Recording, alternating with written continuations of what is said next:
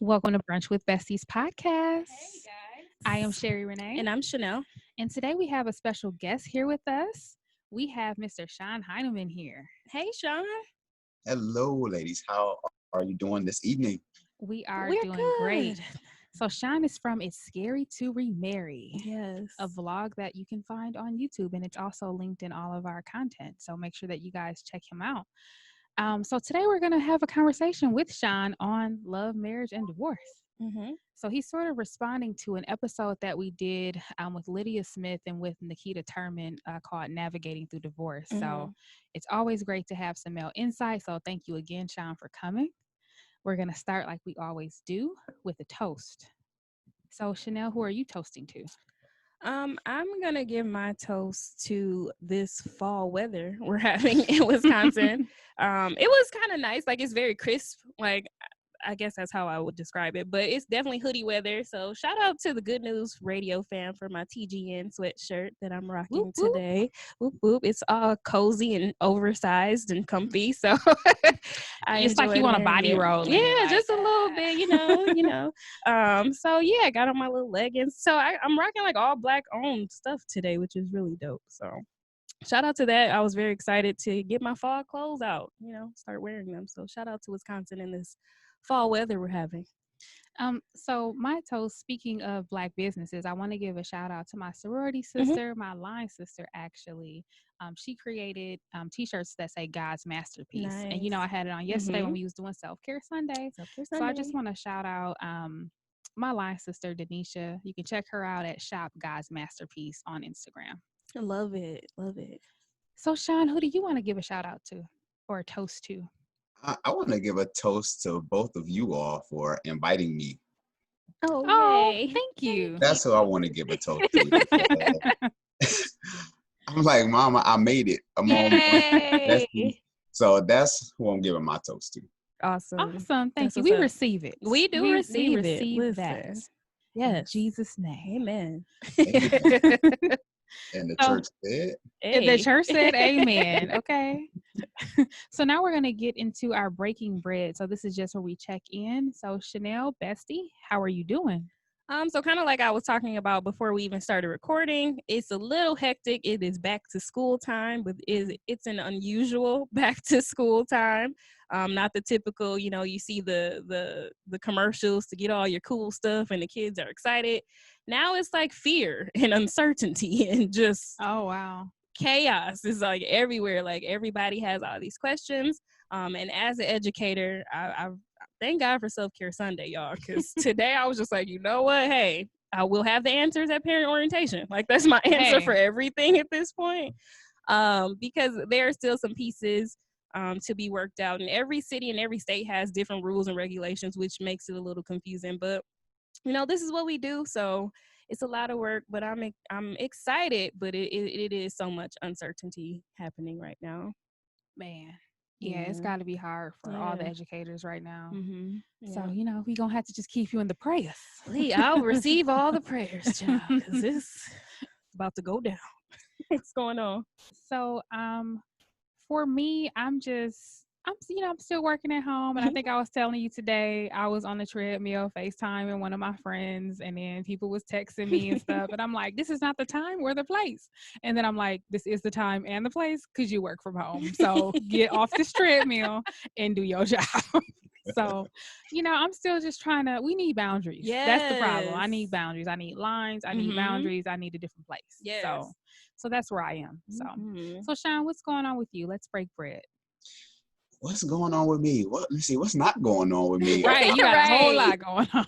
Right. Yeah, I have a whole lot going on. I'm excited about school starting, and just taking care of the kids, working, family, um, being on your podcast, prepping for this, and yeah, that's what I have going on right now.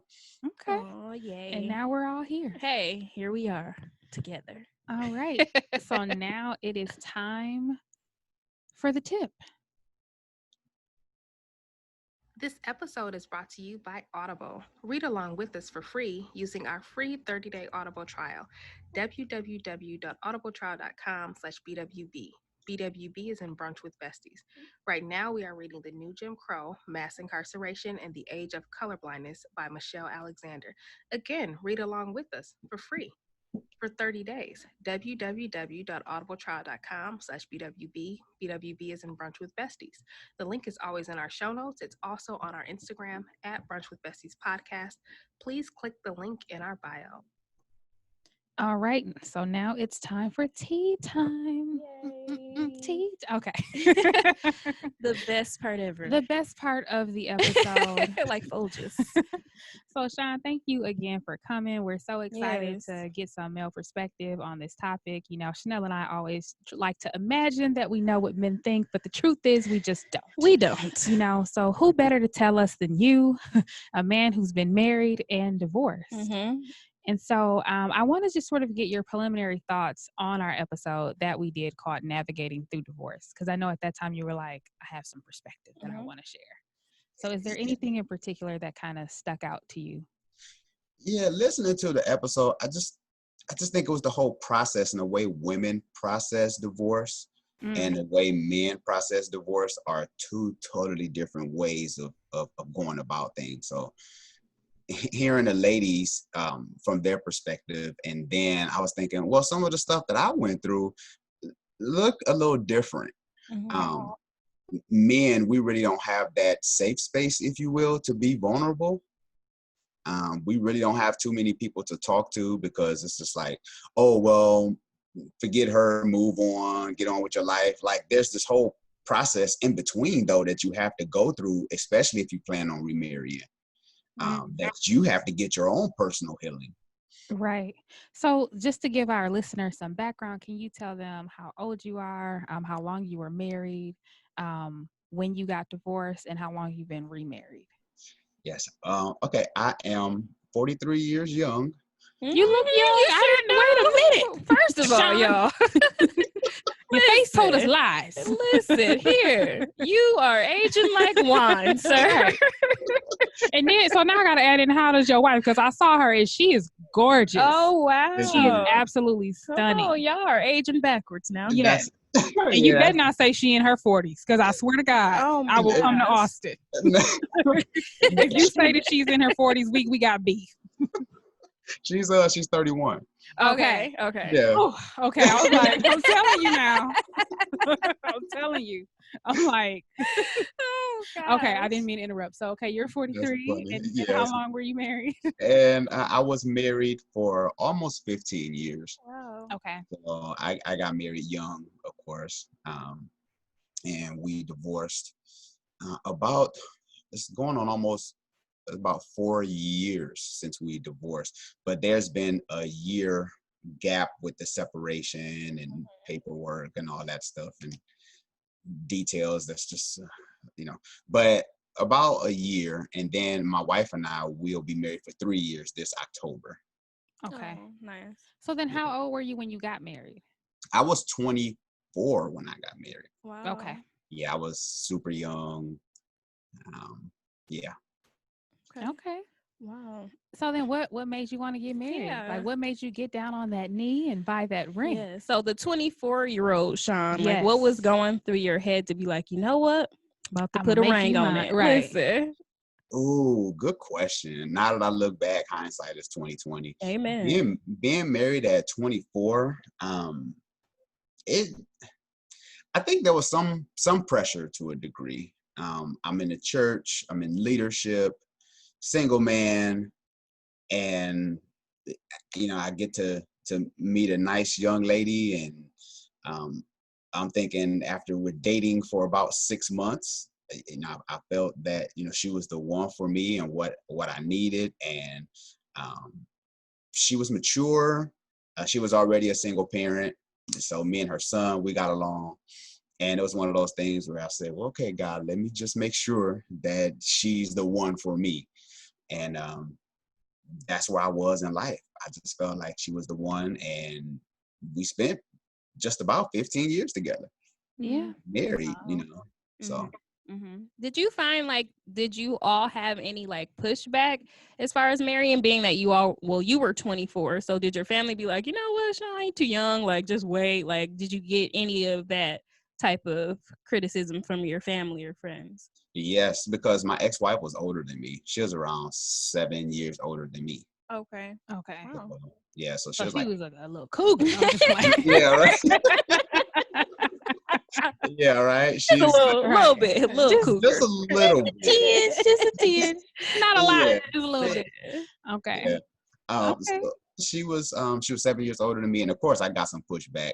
Mm. But we went through the counseling with my pastor, um, and he was a little leery of the age thing too. But he figured with my maturity and her maturity that things would work for us because I was mature at 24, but I don't know. I have my pros and cons as far as marrying younger opposed to marrying older. That's a whole nother topic within itself. Yeah, I would agree with that. Yeah. So, would you say that there was any red flags or writing on the wall where it was like, you know what, this is not who I'm supposed to be with? Or do you think, hey, I was who I was supposed to be with during that time? It just ran its course. I believe that. I believe we were supposed to be together because I believe through that process, I'm able to really appreciate what I have now. Mm-hmm. Um, and it's easy to say, we divorced and you could talk bad about that person. Like you can always do that. But to learn from my mistakes is what really helped me with my wife now and seeing how I had to mature as a person. Mm-hmm. Okay. There was so many, looking back now, I was immature. I was insecure. I had the outer appearance, saved in church, love the Lord, serving in ministry. Um, I had all those things, but there were still personal issues that I had to deal with that I never dealt with at 24. Mm-hmm. So being married now, I had to get therapy, and I wanted to make sure that I didn't want to mess this marriage up. So I had to do the work Mm-hmm. So before I decided to marry. what is the work? Yes. That's always the key question. So I'm curious to know, what did immaturity and insecurity manifest itself as? And what is the work that you did? The work is therapy. The work is reading books. The work is journaling. The work is being honest with yourself. Mm. Because God will show you that mirror. Like he'll put that mirror Yeah. in front of you. And I believe one of the reasons I was able to marry my wife, who I'm with now, is because I was able to confront my own issues. Mm. I need to tackle my insecurity. I need to tackle, selfishness, all these different things. And we always talk about awareness is everything. When you're aware of your shortcomings, you have one or two choices. Either you can work on it or you can continue to destroy people that's in your life with your insecurities. Yeah, I hear you say that a lot on your show. Awareness is everything. Awareness is everything. And on here we say perspective is everything, right? So I believe that both of those things work together very well. I agree. To get you the truth. But sometimes other people are aware, right, of where you are, but you can't see yourself. And that's sort of what Lydia talked about when she was on our podcast, right? Is that she wasn't ready to have conversations with her friends about her relationship because she just wasn't ready to receive it, So it's like, I know this ain't right, but I can't own my stuff right now. I'm just not there yet. So I'm curious to know, like, what was your process like? You know what I mean? Into coming into your awareness. Yeah, it was talking to, I had my brother who I could talk to. I talked to my mom, about some things that I was dealing with. But even with them, I wasn't able to share with them everything because I wasn't ready to confront myself because they know me. So like you said, with the blinders, yeah. So I didn't own up to my own stuff for a while. Okay. Yes, and it took a little bit, but eventually I got there and love my therapist. There's great books that I've read. There's a book I read called, I think, The Seven Rings of Marriage. Okay. I can't remember the author name, but anyway, it's one of those books that really helped me out as far as making decisions. And I think actually, now that I think about it, I stayed in my marriage longer than I should have Mm. because I didn't want to feel shamed. I'm throwing up my air quotes for divorcing in the church, if you will. Yep, that's a whole nother stigma in itself, right? Yeah, Yeah. for sure. And that's what I was gonna ask. So prior to you having to do the work, but thinking about towards the end of your marriage, was it so what happened? Like, was it amicable that you both were like, you know what, we're out? Or what kind of led you both to that decision to say, okay, we're gonna sign these papers? hmm I think she knew that our marriage was over Mm. because we were having these conversations, and I was just like, no, I just didn't want to deny it. I just wanted to stick it out, you know. And I talked to an old pastor friend of mine, and he said, I never forget, he said, Shon, you're faithful to a fault. Mm.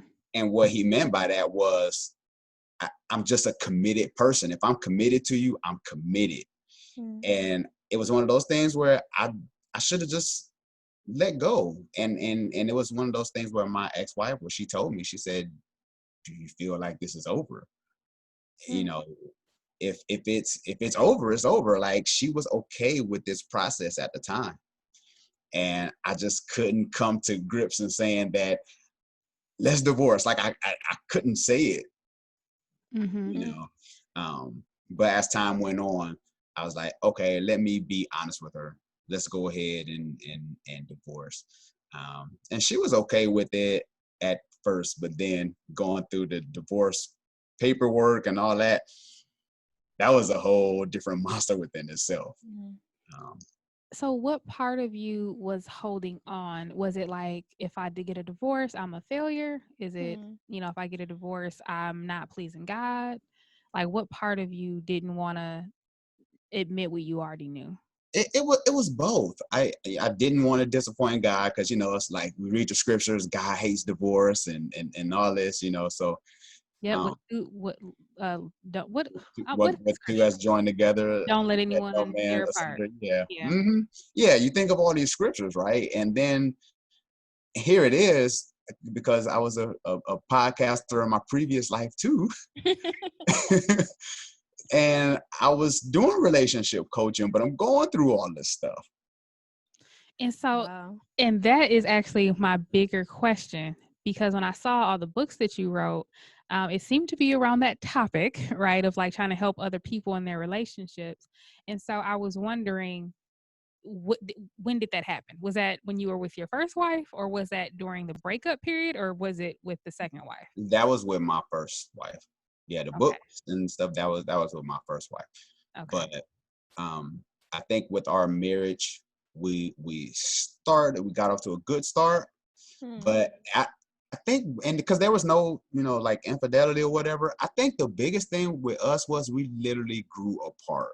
Mm-hmm. We Hmm. were literally headed in two different directions. And when I tell people that, they're like, no, it has to be more, or somebody cheated, or somebody, we, I'm like, dur, dur, dur, dur. Right. We had no infidelity. Listen, Hey. cracking. And that's interesting that you say that, Shon, because we've talked about this on our show quite a few times, where we've talked about, if you're in a marriage and your purposes don't align. So do you think it was a little of that you all grew in your purpose and it just didn't align to one another?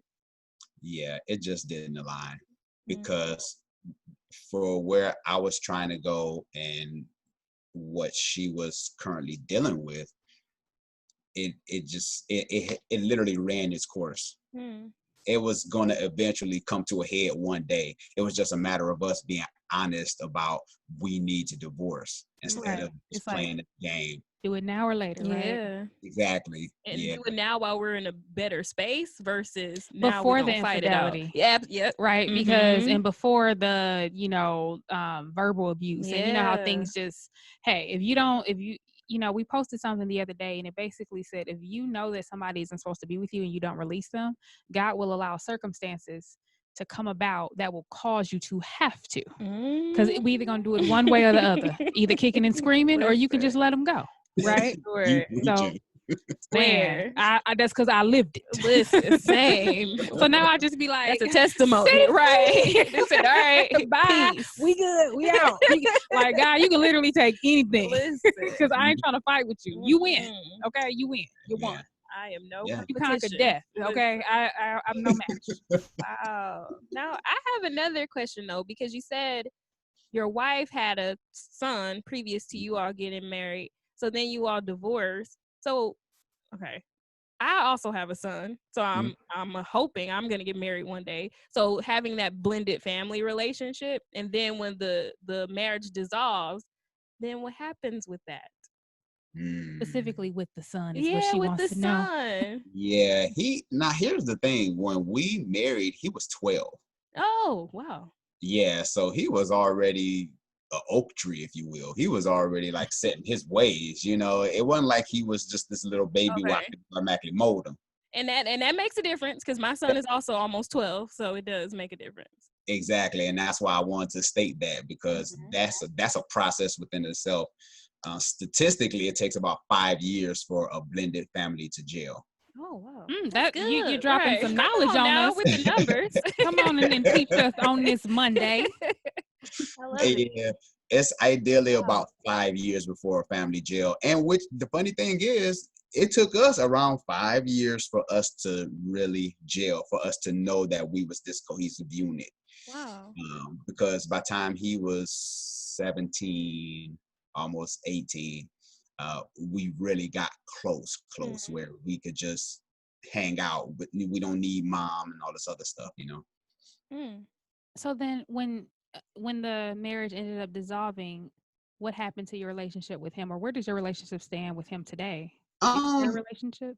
We don't have the relationship. Uh-oh. Say it one more time, Shon. See, technical issues with Zoom. I love it. Okay, yes.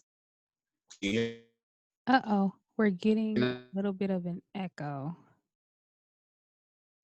Yeah. So maybe try saying it again, because you were kind of going in and out.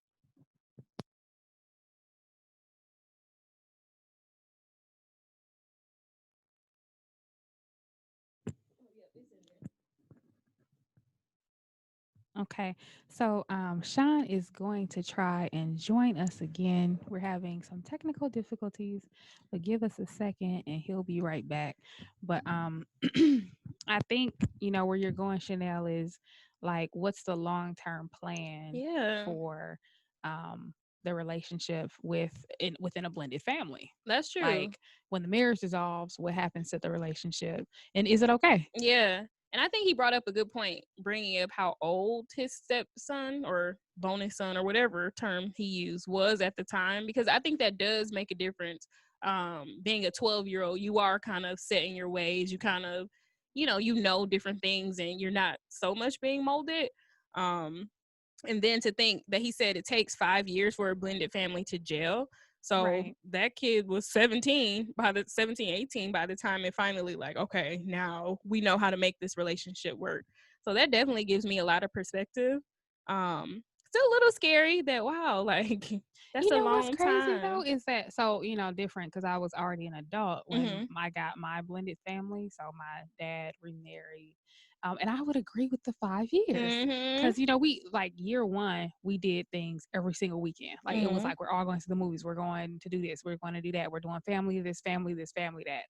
But like around the 5-year mark is when it was just like, you accept these people as your family. Yeah. Like, this is when stepmom became mom. This is when stepsister became sister. Like, this is just when things just happen. And now, like he said, I don't need dad to talk to stepmom, bonus mom, whatever you want to call her. I just call her mom. Yep. And we could do things on our own, Right. like separately. and I don't know if it's because I'm an adult or not, but for me now, like if things didn't work out with my dad and my stepmom, I'm pretty sure I would still be with stepmom. Like, like I'm a big fan. Said I choose her. No. Yeah, like if they got a divorce, I'd be like, I want to stay with you. Now I know I'm grown and I stay on my own, but if I had to stay with somebody, oh my God, I'm picking stepmom. I want you because she's great. Right. So, yeah. So that is really interesting, and definitely I'm glad that Shon brought that up because it definitely gives me perspective. And being like a package deal, and what does that look like? And trying to blend a family. So that was really great. I'm gonna ask Nadia too how she feels about that. Did she think it took like 5 years to kind of gel together? Probably. Yeah, I know, right? Probably. So yeah, I guess I could ask. Wow, I could even ask JR because Mike got married. JR is 11, so they got married about 5 years ago at this point. So to see his own perspective of what that looks like, and if he feels any differently about that blended household now, will be interesting. So I have to talk with my son. Yeah, talk with the baby. Talk with the baby. Yes. But yeah, it's just so it's amazing to, number one, get some perspective from Shon on this topic, because I'm wondering also, like, how did that play into, so one of the things that Chanel and I learned about Shon is that he actually lost a lot of weight. You know what I mean? And so I'm just like wondering, like, how did this play into his mental health? The whole divorce. How did he view the process? He mentioned that he got a therapist. Does he continue to seek therapy? We also learned that he's studying psychology, which is amazing. So just looking at how all those things work together. And then also, he mentioned possibly their purposes not being aligned. So, hey, what is your purpose? Exactly. Yeah. And I also thought it was dope how he said, having to end the marriage, he felt like a failure. And I think both Nikita and Lydia both said those same sentiments, that they felt like failures at the end of, their marriages. But it's so interesting because, like you said, that when we're with the wrong people or entertaining the wrong people, like God will force you to get out of that the best way. So it's funny that, especially people who grew up in the church feel so like stigmatized to have to stay in marriages that don't serve them to some degree. Exactly. And child, that's why I can't do it. Right. That's why. I mean, I just ain't gonna be able to do it. Like, I don't know. I love that we're having these conversations with people who, for one, have been married, for two, have been divorced, and who are still on the quest to find love. Because I think both of us, being single women, like we want to navigate the best way we can, and why, make mistakes that people have already made. Like, let's learn from that, because we don't have to reinvent the wheel. Yeah, we're gonna try to learn if we can. And not only that, I'm glad that they didn't give up on love. That they still were like, I'm still doing this. You know? Like, okay, maybe this isn't the right person for me, and that's cool. But how can I, try to pick this back up and learn what I did, and not even bash the other person, because I know that it's ultimately me. Yeah. So I love that. That's what I'm excited about. Me too. And yes, that was another thing that I wanted to ask Shon. Hi, Shon. You're back. Yay. Awesome. Shon, we have so many questions for you. We just going with the questions. So we got more. We got so many questions. I'm like, let's pick up where we left off, because you were in the middle of talking about relationships with the bonus child. And so you mentioned that, number one, he was older, so he's already 12. It took 5 years to really gel and become a family. But now you don't have a relationship. And the question is that okay? Is that That's just good. You know what I mean? Because I think sometimes people make some assumptions that, like, oh, if you don't have a relationship, then you didn't care, you didn't love them. And it's like, well, maybe it just ran its course. Maybe it's just okay. Like, what's your perspective on that? Yeah, I think it just ran its course. I think in time, I don't believe that time heal all wounds. I believe it's what you do at that time that heals all wounds. Okay. So it's just one of those things where we after the divorce, like that was pretty much it. I mean, we have a daughter. My ex-wife, we have a daughter together. And she's 17. Oh Okay. wow. Okay. Yeah, and I have her as well. So we have the 3 kids, and then um, I have uh, my three boys and my daughter. Okay. Wow. I have all my kids. So then you You went had into so your. you have custody of the 17-year-old. Yes, I have Oh custody. wow. So you went into your new marriage with the previous child. So then did you see that same 5-year gelling where it took about that time for you all to gel as a blended family? Well, with my daughter, we're working that process with my new wife. Because Because you're in year 4. Oh yeah. yeah, we're Okay. going. Yeah, so we're still working that process. But she's 17, she'll be 18, so she's got her whole little life planned out. So Yeah. Yeah. I yeah, remember what that was I like. listen, I'm like, I know me at 17, hot Yeah. mess. So But man, by the time I was 25, I was like, I don't want to grow up. I want to be a Toys R Us kid. girl, Okay. listen. right. Like this is for the 17 me. birds. Swear. 17 me, please. But wow. Okay. So what was the straw that broke the camel's back? So if there was no, like, did you find yourself questioning, like, well, should I get a divorce? Because like nothing that the Bible says is, grounds for divorce happened, or, like what was the thing that made you say, okay, let's just do this? Yeah, I think it was the way I was looking at life and the way that she was looking at life. Okay. Like there were now it's one thing to have disagreements, but there's another thing when y'all just don't get along. Oh, okay. It's you get to a place where you thinking, how do we get here? Mm-hmm. But and again, I think because I own up to my shortcomings, I know I had to be difficult. I know I was difficult looking back who I was then compared to now. So So I'm pretty sure it wasn't a walk in the park for her dealing with me and my own personal issues. And she had hers too, but I always tell her, I'll never put her out there like that or anything. I will always speak highly of her because she is the mother of my child. So, right. for me, anytime I do interviews or I'm talking about, a divorce, I always talk about me. You know what? That is the rule that Chanel and I have, right? Is that like if you're talking about an experience that you had, it should literally be about you, like not dragging the other person. Yeah. Because number one, they can't defend themselves, and it's your perspective on the matter. Mm-hmm. So the only one that you can actually critique Is is you. Yeah. Yeah. Like tell us about you. What did you do? Mm-hmm. So my question would be, who was Shon back then? Like what were the shortcomings? Shon was someone who didn't deal with his past and personal issues. Like my dysfunction growing up was so normal that looking back now, I'm like, wow, I did literally just live next door to a trap house. And all my friends were drug dealers pretty much. you know, there's so much stuff, and growing up in a single parent home, and when my dad being in and out of my life, just so many different things, and not really getting to know him in his totality, and wanting that personal relationship with him.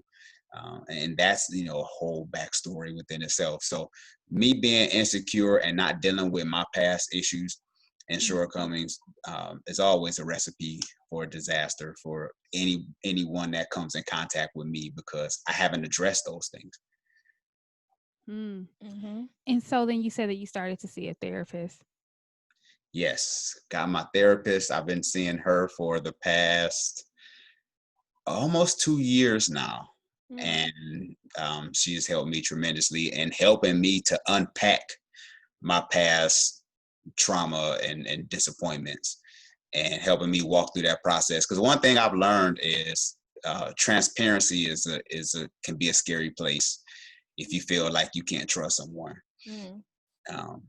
And I think that was one of the things with my ex-wife. I felt like I didn't trust her because there were issues that I had to deal with that I just feel she wasn't relating to me.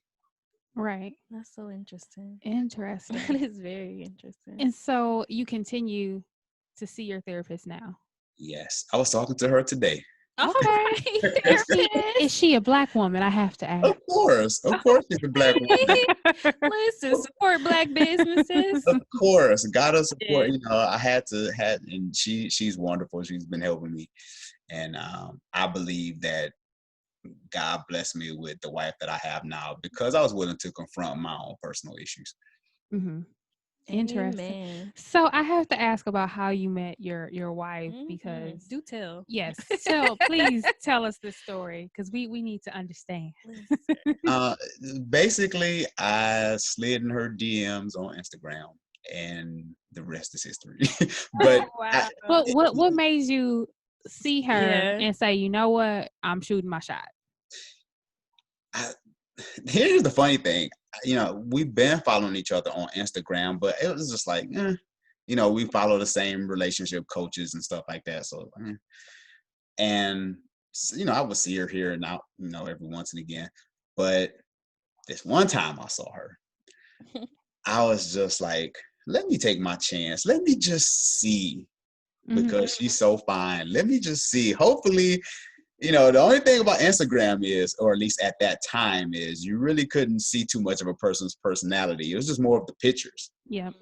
So I'm like, if her beauty can match her heart or what she's like on the inside, she can have me. And for me, my biggest thing is when it comes to relationships and meeting people, this is just kind of a side note. Looks are important, but to me, integrity, character, respect, like I'm like an old school values kind of person. I, you know, told my age earlier, so I guess I'm old school. We still have to verify that. Right. You see your driver's license, Shon. Where's my driver's license? So when I seen her, I just took my chance. I said, let me like some of her pictures. And I did the old school. Let me like some of her pictures. And hopefully she'll like some of mine back. So I ended up going to her back catalog. I ended up going all the way down. I'm starting like 132 weeks ago. Yeah, because I'm like, you know it's real. Exactly. I had to go way back. So we started to play the heart tag game. You know, giving each other hearts, and then I inboxed her, and we started talking, and next thing you know, we started talking on the phone. Then we started Skyping each other every day. I don't think there was a day that we didn't talk, because she was in Texas, and at the time I was in Arizona. Wow. So even though she was in Texas, you was still like, I mean, hey, she got a Jill Scott smile. She got the Jill. She does. She is gorgeous. At first, when I saw her, I was like, wait a minute, let me see. She is beautiful. She is so beautiful. Thank you. Yeah, everybody says she looked like Jill Scott. And she does, you know, and she just has this personality where even though there's an age gap between us, she has the same value system that I have. So that was something that really sparked my interest with her, because we could talk about anything. What did you do differently? So what changed? What's different from the old Shon to the new Shon with your beautiful Jill Scott wife? Jill Scott-esque. Yes. What's different with me is I'm being honest now. I'm being transparent about things that I'm feeling, which for me was a scary place. I from where I grew up, you don't put your feelings out there. You don't put yourself out there. You always protect yourself. Right. You know, so and me being okay with telling her what's going on in my heart. This is really what I'm feeling, allowing myself to feel. And knowing that she won't judge me based on how I feel. That there's the one Alicia Keys song called Diary. love the song, right? Love She that like, song. look at me as the pages of your diary, right? And it was like, I feel that way with her, where where I can talk to her about anything. I can be transparent, and that means the world to me. Mm, mm. Yeah. Hey, he Yeah. like, hey, gotta What? scoop her up. Yes. So what do you think that she brought, or had you feeling that way? Because you mentioned before, in your previous marriage, you felt like you couldn't be transparent. You felt like, in a sense, you didn't trust your ex-wife to an extent, in Mhm. that case, to be transparent. So what did your current wife bring that allowed you to release that, or was it the self-work that you had been doing? I think it was a combination. I think it was the self work, and with her being not judgmental, Mm. um, and just allowing me to say what I need to say without having to worry about backlash. I think that's important. And she's one of the type of people that she's just like, we're gonna get through this. She's gonna give you the real. She's gonna be honest, but then she's gonna be like, no matter what it takes, like, I got you.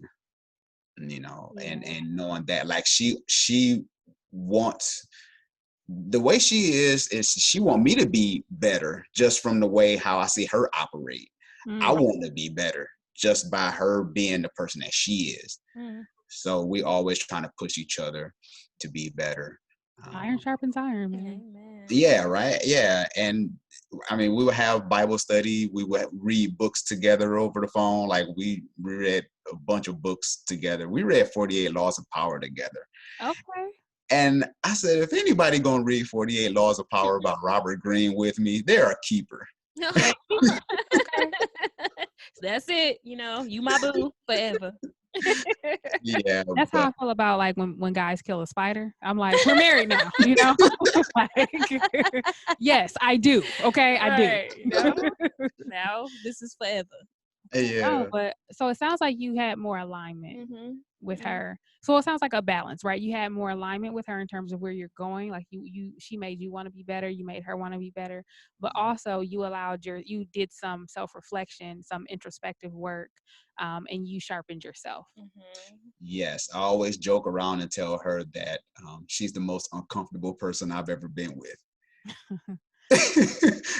Because it forces me, whenever I think me not being open about how I feel helped play the demise in my old marriage. Mm-hmm. So being married now, I'm like, I'm starting to feel, this way or that way. Let me be open and upfront and honest with her about how I feel and what's going on in my world. And that's what really makes the difference, is that I'm allowed to feel Mm. as a man without being tore down or um, ridiculed or always questioned. It feels good to know that I can talk to her about what's going on in my world, and she like, so and she says, how are we gonna fix this? Like, she always include herself in this, like, how are we gonna get through this? And I appreciate That's that. partnership, Mm-hmm. Yep. right? Because I mean, in a true partnership, it is we. It's Yeah. always we, right? Changing those eyes for we, for Mm. So sure. I love that. Come Mhm. on. What's your wife's name? Carissa, Mrs. Hyneman. Say it again. Miss Hyneman, yeah, Miss right. Hyneman. Mrs. Come on, Miss Hyneman. Hyneman. Come on, Miss Hyneman. Okay. We Shoot. have to have her come on the Listen, podcast. Mrs. Hyneman, a bad one, okay? No She ain't playing peace, with ain't nobody. playing, no games. No, but I do love what you're saying though, right? Is that she basically is committed to figuring it out. So I don't know how, I don't know, what it's gonna look like, but okay, you share how you feel. I know how I feel about it. We can talk about that. But ultimately, how are we gonna work to resolve this? No Mhm. matter what it is. Yeah, and she's honest. Like, she's a very honest person. And with her being that kind of person, it allows me to be honest without having to worry about backlash or um, maybe I'm feeling some kind of way. Like, am I weird for thinking like this, or am I, what's wrong with me? And she's like, no, you're good. Like, let's talk about it. And I'm like, oh, okay, that's cool. It's comfortable. It's inviting. Yeah. So I I love have it. to ask, this is like a reoccurring question that we have to ask on the podcast, is whenever people like declare their purpose or they do something, like you were a relationship coach, Mm. right? do you feel that the divorce was almost a self-fulfilling prophecy, right? Because it's like when you declare that you are something. So like, with this podcast, Chanel and I said we're going to heal and help others as we heal and help ourselves through purpose-driven conversations. Then our lives started to fall apart. We went through hell. You know what I'm saying? And it's like, you know what, God? Just kidding. Don't want to heal. Don't want to help. Let me just be okay. I don't want to go. I don't want to go through. No more. Right?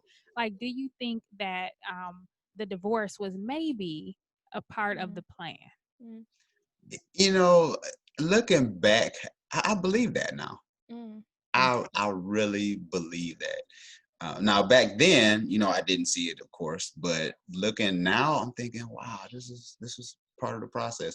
And if it took for me to go through a divorce in order for me to heal and to be the best me possible, then that's what I'm willing to go through, because it was a painful process. But me on the other end of the spectrum now, I feel so much better. I feel more secure about who I am, because insecurity is a killer. Insecurity can tear down the best of people, Yeah. No, I agree with that. Yeah. So I'm wondering, like, as you were walking through the process, because you mentioned, men don't have all the same, all the same, tools. maybe tools, but maybe I want to say privileges as women do in terms of healing, right? So a woman can call her girlfriend and cry. A woman can be like, I'm depressed. You know what I mean? A woman can be like, I'm going to sit and I'm going to binge eat and binge watch, and I want all of y'all to leave me. And her girlfriends will come over there and bring her favorite ice cream. You know what I mean? Men, maybe they do that. I don't know. Let us know, Shon, because we don't know. What do y'all do? Right. Do y'all cry? Do like, right. What do y'all do? We cry by ourselves. What's the heartbreak like? Do you cry like who is it? Elmo? Kermit in the shower. Like against the like sitting just crying like how does this happen? Help us understand the grief process. Yeah. Of ex-husband. Yeah, that was me. I was Kermit in the shower crying. That was me. But nobody knew that until this episode. And I just want to shout out Jackie Jacks in the chat. Hey, Jackie. Hey, Jackie. You can catch Jackie on Ladies Night.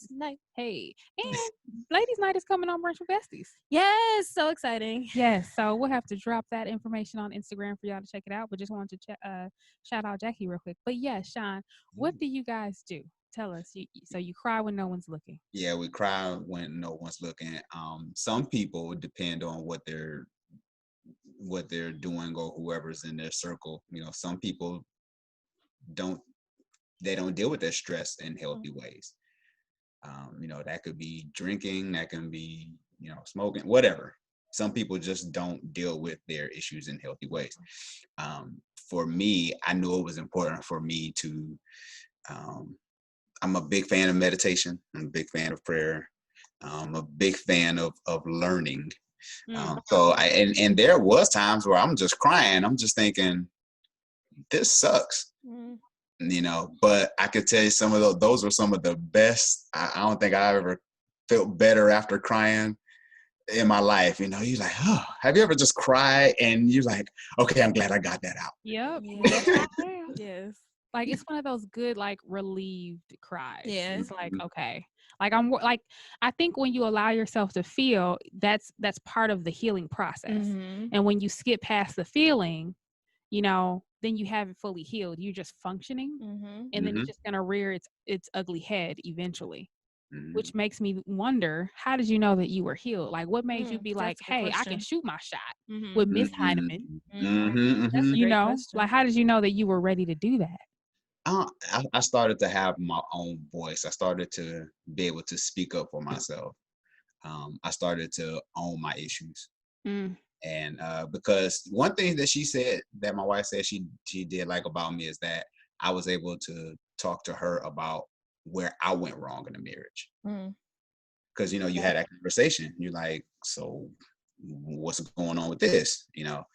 And she was like, I really appreciate that about you. That showed me that you took responsibility for your failures. And that was huge for her, because very few of us had take the time to actually say what we're doing wrong. Right. And own it. Yeah. Own it. Yeah. Yeah. And that's a huge piece of being accountable. And a lot of people don't want to own up to it because accountability is a large burden to bear. And some people just aren't ready for that. And I had to put myself out there and tell her what my own personal issues were. So it was up for her to take it or leave it. Yeah. know? That's true. And if you don't accept it, then you know that we're not the one, right? But if you can't accept it, then you accept me, then right? You release. Then hey, let it go. You gotta let that thing go. Were there any concerns with the age difference? And number one, I'm thankful that you did not say that your wife was 43, because I promised you I was gonna come through this laptop. I don't know how, but me and Zoom was gonna figure it out, because I'm like, I swear to God, if you tell me that your wife is in her 40s, drinking water, like, I mean, all she drink is water, okay? And listening to Jill Scott. That's all she do. And minding her business. And minding her business. With cucumber in her water. Just a little cucumber and some lip. No. But was there any concern with the age gap on either end? For me, it was, because I was thinking, oh man, she's just that much younger than me. I'm thinking, because with me going through a divorce, my ex-wife was older than me. So I'm thinking, okay, so now I'm older than her, you know, my wife. And I'm thinking, I don't know if I want to do this, you know. Right. But just seeing how her value system was, and then with her parents, her stepdad was just, I think he was around 12 years older than her mom or something like that. So she was like, I ain't new to this player. I'm true exactly. to this. Yeah, exactly. Let me show you something, Shon. You just got a ring. Okay, how about that? I've been ready for this. Show you how it's done. I love that. Okay. All right, Mrs. Hyneman. Come on. You ain't playing. Listen, I love it. And first, and let me say to both of you, I appreciate you all pronouncing my name correctly. It just flows so smooth. I appreciate you both for that. We studied it. I listened to countless YouTube videos because you say your name. Because I was like, I hate when people mess up my name and it's very simple. I get pissed. Yeah, and that's the same for me. Like I'm an educator, so names are huge for me because I just hate when people butcher other people's name, and I hate when people butcher my name. Like it's Chanel. Like come on, spelled Chanel. Listen, spelled Chanel, exactly. Chanel. So yes, we got you. Yes, but no, I definitely love your platform in that you talk about it's scary to remarry. However, I think even for men who haven't been married or men who are single and men who might be in a relationship can all take what you say and apply it. And I think that's a great platform that you have. Because again, us being single women, we like, come on now, y'all. Who y'all listening to? That is always like, the question. Because honestly, Shon, it's concerning that a lot of men don't have friends. Yes. We actually call that a red flag here on Brunch with Besties podcast. Now, your friend could be your cousin, it could be your brother, it could be your mama. I don't care, but you need to have someone to hold you accountable, right? Yes. Because if you don't have friends, then you ain't friendly. You aren't. Yes. Right. So so like Chanel said, it's like, who are you? Who's the authority in your life? You know what I mean? So I think even for the men who maybe don't have friends or whatever, at least if they can listen to a man who can vocalize things that they can't articulate, hey, that alone in itself is a huge step. Absolutely. In being able to create a partnership. Yes, and that's key. And now that you brought that up with the whole friendship thing, because even when I'm talking to ladies and them helping find a potential, mate or somebody that they're interested in, my biggest thing is always ask them who are you accountable to? Talking to the guy, that's a good question to ask. Who are you accountable to? Do you have any mentors? Those kind of things, because when a man doesn't have that, it's like for him to be the judge and jury of his own life is a scary place. He's not accountable to anyone. Yeah, we synced it. We synced it. Synced it. Unfortunately, we've seen that, Shon. It has manifested itself in relationships with us. Yeah. So we synced it. But it's one of those things where I think so I have tons of mentors, I have tons of friends. Clearly we're besties, but I think that we've gotten feedback that, this is not necessarily the norm. So I think that for us, when we meet guys, if they don't have that, initially we didn't code it as a red flag. We just thought like, okay, that's just different. It's just not what I do, but it doesn't make it wrong or it doesn't make it bad. It's just different, right? So different is okay. So we've accepted that, and now we no longer accept that. Is basically what happened, because we know for me, it's just too risky now. No thanks. So you don't want to talk to me because yes, I do not want to talk to you because you have no friends. Yeah. That means you're not friendly. It's a flag. Well, I'm the friendliest guy. Okay, well, just not over here. Be friendly with whoever you want to be friendly with. Just not over here. That's all. We're done here. Yeah. No thanks. Basically. Right. I love it. But wow. So then, was your wife, was she previously married, or is this her first marriage? This is her first marriage. Okay. Was she concerned about the fact that you had already been married? No, her biggest thing was just, what happened, of course. But Okay. she was just more because her parents were married for a long time. So she was able to see that whole dynamic and relationship. So, like we just clicked. The day we started talking, it's like everything just fell into place. And I think it was a lot of it had to do with our value system, and I think a lot of it had to do with even with our relationship with God, because that was important. Like I was telling her, I said I need to know that whoever I'm with, that they have a healthy relationship with God besides me, because I can't be there everything. That's a scary place to make someone your everything.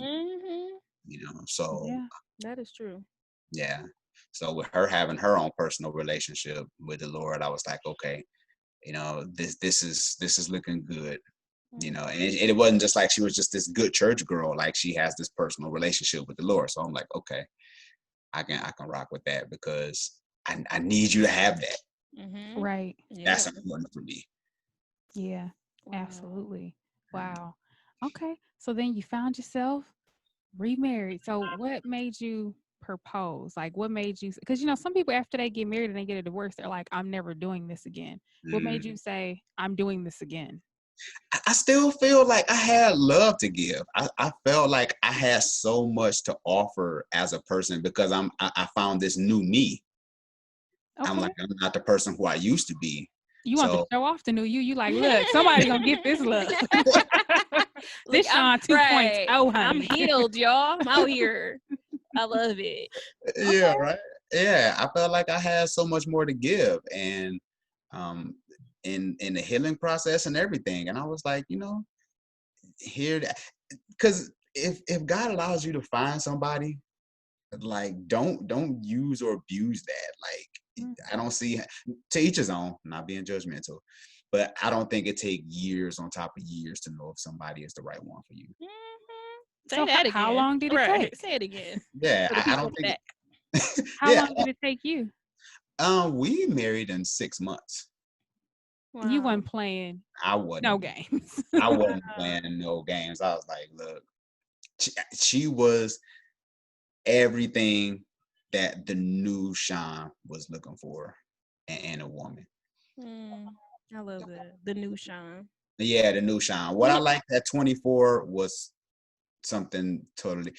The 24-year-old Shon was always concerned about what people thought of him. Never really took chances because I was afraid of failing. Just so many different things, so many different insecurities where I couldn't be authentically me. Yeah. Wow. So basically you evolved. Yeah. The old Shon died. Shon 2.0 reemerged. Yep. You evolved. Evolution. Okay. And then you said my higher self wants Mrs. Hyneman. Exactly. And in like, 6 months, you scooped her up. And was like, you moved all the way down to Austin. Moved to Texas. Wow. Never thought I would be living in Texas, but look at God. Look at God. Look at God. So she's definitely been a blessing, and we have 2 kids together. Oh. So no more kids. We're done with kids. You're like, nope. No Get more out. kids. Yeah, I'm not 24 anymore, but love my kids, and just seeing like my family every day, it just makes me want to be better as a man. I'm a huge fan of integrity. I'm a huge fan of being a family man. I'm a huge fan of leaving a legacy. I think we need to really, especially as far as men in this day and age, we really have to be an example, um, because these kids are bombarded with so many different images. I only can imagine how many images your regular teenager sees on their screen, on Right. their phone, and what they think a man should be. And um, like the scripture says, heaven and earth might pass away, but my word remain forever. So I stick to the word, and I don't let culture predict on the way I should be and the way I should operate as a man in my family. Hmm. Okay. So Shon, unfortunately, so in the month of August, we're actually doing double time. So we're on every Monday and every Wednesday, and now we're only on for an hour. So during this time, so we have to wrap up. But we think we might want you to come back. You said a lot of things. I think that we might want to tackle one and kind of dive a little bit deeper. So maybe in the month of September when we're doing our normal hour and a half long, but we definitely need to continue this conversation. So we will call this part 1. It's scary to remarry, and we're going to have to pick up on part 2. So to close us out, let's do our to-go box and say what we want to take home. So Chanel, what's going in your to-go box? I'm taking away just healing and growing. I think that's important. And I think you said something earlier, like looking at yourself in the mirror, but really being able to look at myself and to work on what I really need to work on and being real about it, not kind of sugarcoating with myself. Yeah. What I'm taking is just the awareness is everything. Because I like to marry that with perspective is everything. I think perspective is one thing. I think awareness is one thing, but I think together they're powerful. So I think that because when you don't know what you don't know, you're out.